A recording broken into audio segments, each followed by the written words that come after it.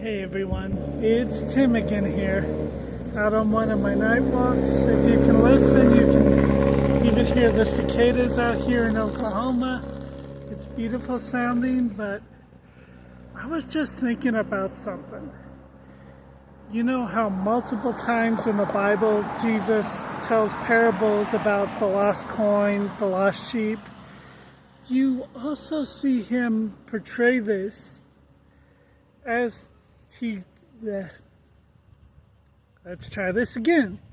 You also see him portray this as he does his ministry. There we go. I can talk, there we go. But examples of this are Zacchaeus, the man at Pool of Bethesda, even the woman with the issue of blood. She reaches out and touches him, which, as Peter mentioned, everybody had done this, yet he stops for her because he knew she was needing something. Matter of fact, even Peter gets this treatment. As Jesus is resurrecting, he tells the other disciples,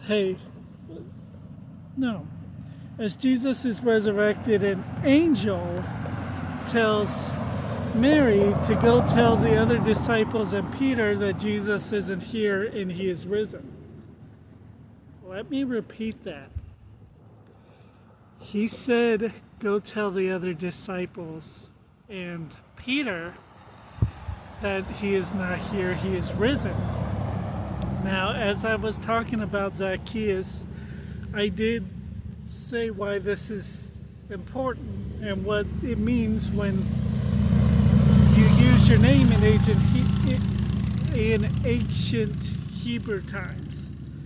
On top of that, I think Western civilizations have kind of made the name a little bit too vain. If you go more towards Eastern Europe and Russia, or even towards Samoa, Polynesia, where someone's name is everything, they'll realize the power here. Because only people who know each other as a very intimate friend would use each other's name.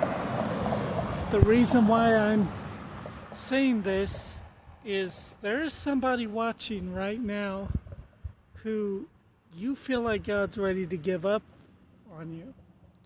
Just because you've not only turned your back on him, but you've done it over and over and over again. Kind of like you're stuck in this rut.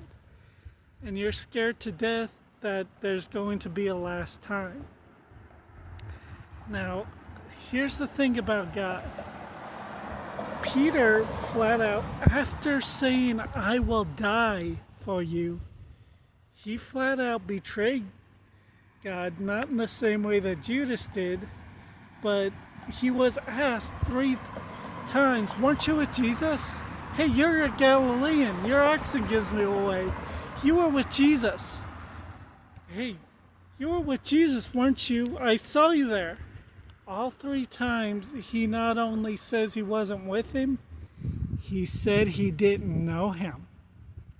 So not only when Jesus is resurrected is he going to say, hey, tell Peter I kept my word. See, he's still here.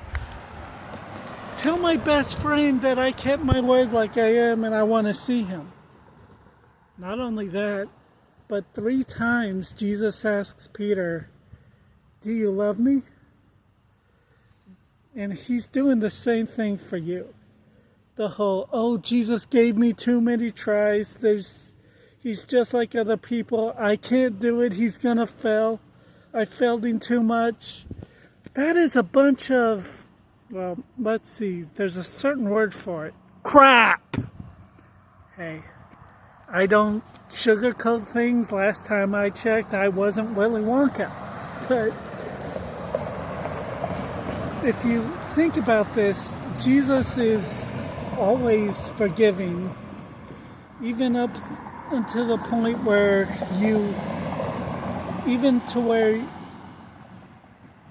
before you die, he's willing to accept you. He's always saying, that's my child. Yes, they fell, and yes, they hurt me, but there is nothing you can do to make God and Jesus not love you. He's always willing to forgive. He's always standing there with his hands out saying, come home.